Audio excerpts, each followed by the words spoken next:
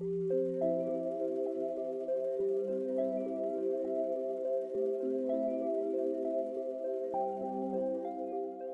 m'appelle Émilie Pichon, donc j'ai 38 ans. Je suis maman de 2 petites filles et belle-maman de 2 petits-enfants. Photographe professionnelle à Verdun-Ciel. Ce qui a lancé ma motivation pour la photographie, c'est vraiment un hasard en fait. J'aurais jamais imaginé, il y a 10 ans, être photographe professionnelle et d'en vivre pleinement. Vraiment le déclic, ça a été l'enterrement de vie de jeune fille de ma meilleure amie, que je connais depuis que j'ai 3 ans. Du coup, c'est moi qui ai organisé avec 2 autres témoins. Et elle est comme moi, elle adore les souvenirs en photo. Et du coup, on lui a fait, on voulait lui organiser un shooting photo. J'avais un petit caméscope qui faisait des belles photos. Je me suis dit que j'allais faire cette séance photo. Donc j'ai regardé un petit peu sur le net des idées d'inspiration. Et ce jour-là, en fait, j'ai fait ce shooting photo et toutes les filles de l'enterrement de vie de jeune fille m'ont dit que j'étais faite pour ça.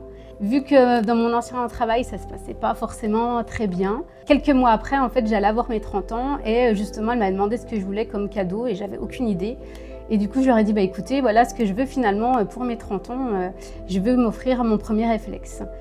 Et dans 3 ans, j'en ferai mon métier. Et puis finalement, j'ai fait plein de shootings et 1 an après, j'ai quitté mon travail pour vivre pleinement de la photographie 1 an après.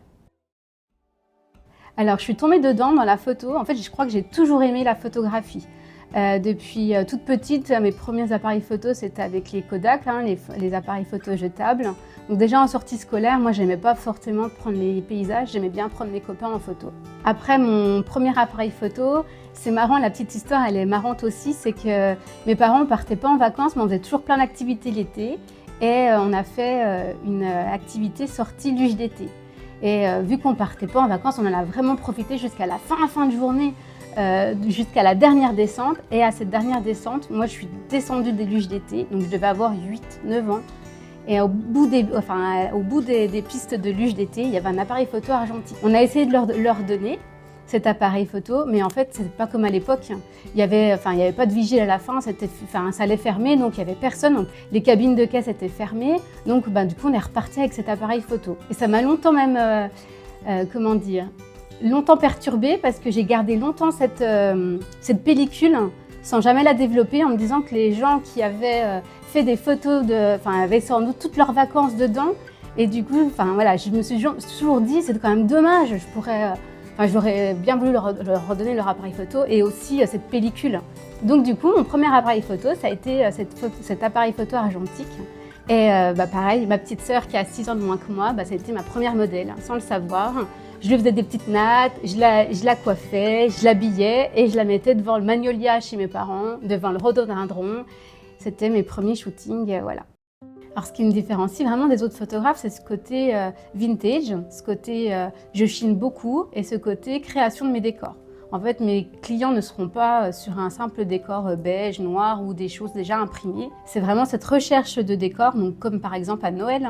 À Noël, je vais énormément chiner, je vais réfléchir 1 an avant pour mettre en scène mes décors.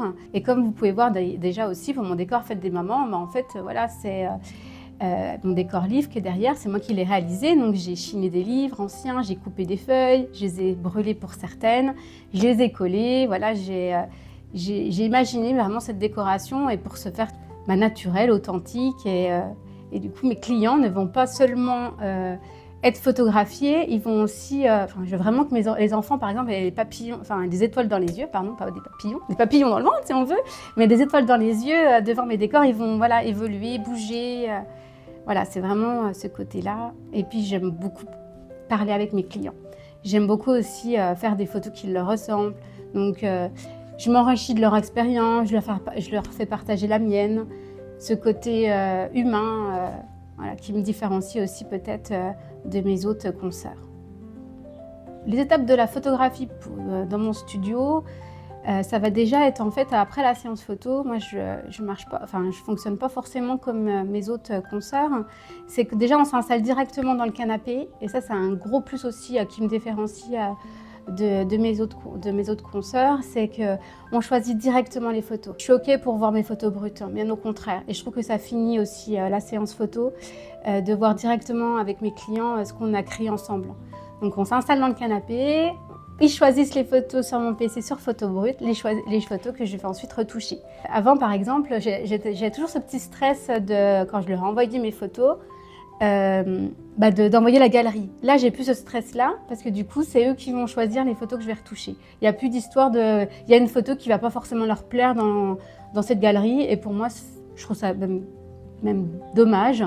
Ça ne sert à rien d'avoir 50 photos.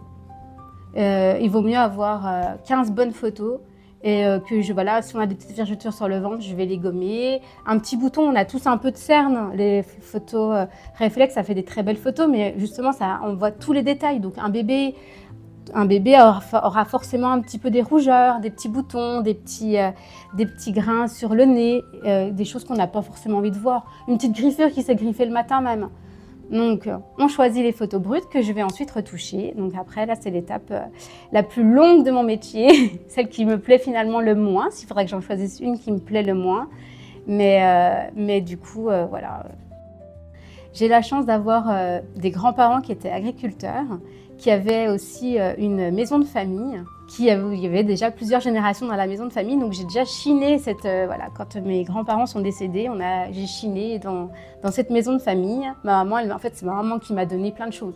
Elle m'a dit mais ça et ça et ça, et du coup avec ma maman, elle a toujours aimé ce côté, elle aurait pu être fleuriste, ma maman, elle a toujours aimé ce côté fleurs, ce côté création, donc c'est elle qui va me faire mes bouquets de blé, c'est elle qui va me chiner aussi mes livres anciens. C'est avec elle que j'ai fait, voilà, j'ai récupéré du bois flotté, on a collé ensemble du bois flotté sur un petit panier. Elle me récupère de la mousse parce que j'ai une idée farfelue de faire un contenant en mousse. Tellement de choses, mes couronnes de Noël, c'est elle qui va m'aider à faire mes couronnes de Noël. Voilà, pareil, elle va se balader en campagne, elle va me trouver des petites pommes de pin, on va se balader ensemble. Donc c'est ce côté vraiment... Et elle est contente de voir mes décors parce que dans mes décors, il y a c'est tout bête, mais il y a le sac sur mes portes bleues, c'est le sac à grains de mon grand-père qui est agriculteur, qu'elle m'a récupéré en vidant la maison, qu'on a nettoyé. Et voilà, ce côté passion commune avec ma maman qui est assez chouette et que ouais, c'est elle qui m'a donné aussi ce goût du vintage, plutôt que de jeter, plutôt que d'acheter, et de recycler des choses. Et moi, j'ai des paniers qui, franchement, on les aurait vus dans le grenier, quelqu'un les aurait mis à la déchetterie, et nous, on a pris soigneusement le temps de les nettoyer, dépoussiérer, re-nettoyer, et maintenant, je mets des bébés dedans, quoi, c'est chouette. Qu'est-ce qui me plaît le plus dans mon métier de photographe? En fait, il y a plusieurs étapes. La première étape qui m'anime vraiment, c'est la création de mes décors. Vraiment, je vis ça, je vis pour la déco, je vis mes décors et ça m'anime en fait. Donc du coup, ça c'est la partie. La deuxième partie, ça va vraiment être les séances anniversaire 1 an parce que du coup, justement, je vois les enfants s'amuser dans ces décors que j'ai imaginés, que j'ai créés pour eux. Donc c'est vraiment le côté que j'adore. Voilà. Et puis dedans, on donne tout, hein. On rigole, on chante. J'adore leur spontanéité, ils s'amusent. Et puis en troisième lieu, c'est vraiment les séances nouveau-nés. Parce que du coup, j'ai l'impression d'être privilégiée. En fait, j'ai dans les bras un petit être qui a moins d'1 mois. Et c'est moi que les parents ont choisi pour immortaliser leur premier souvenir, leur première photo. Et ces photos-là, elles seront toujours regardées. Ce sera toujours des photos qui seront admirées par leurs enfants, même par leurs petits-enfants. Donc c'est quelque chose que j'adore et qui m'anime, qui me